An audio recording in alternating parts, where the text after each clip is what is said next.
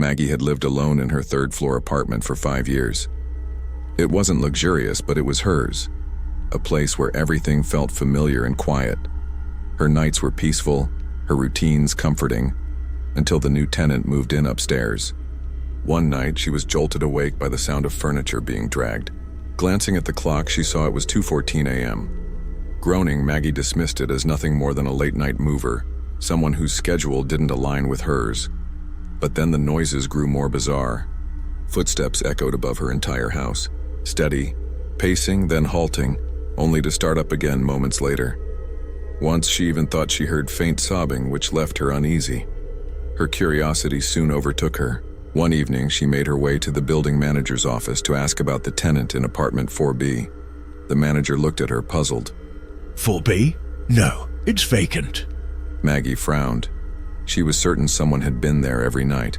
No, that's impossible. I hear sounds all day. Sorry, but 4B has been empty for months.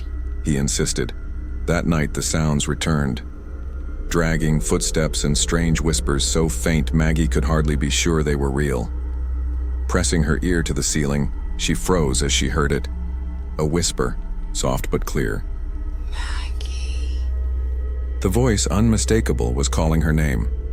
The next day she convinced the manager to unlock 4B. The apartment was cold and abandoned, with nothing but dust and empty rooms. No signs of life. See? I told you. The manager said, shrugging. But something about the place felt off. As night fell, Maggie decided to record the sounds.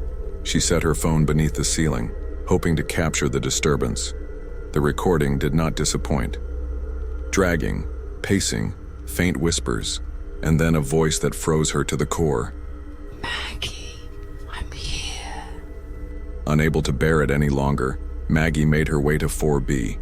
Her hands trembled as she knocked on the door. No answer. The knob turned easily.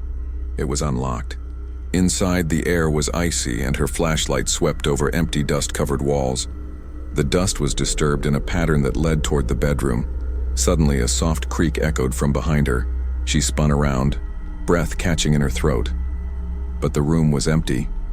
Then, as though from the very air around her, a whisper brushed. Maggie, I'm here. She slammed the door behind her and fled down the stairs, not daring to look back. That night, Maggie packed her things and left, never to return.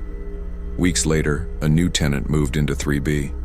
Something about 4B still lingers, and the unanswered questions are far from over.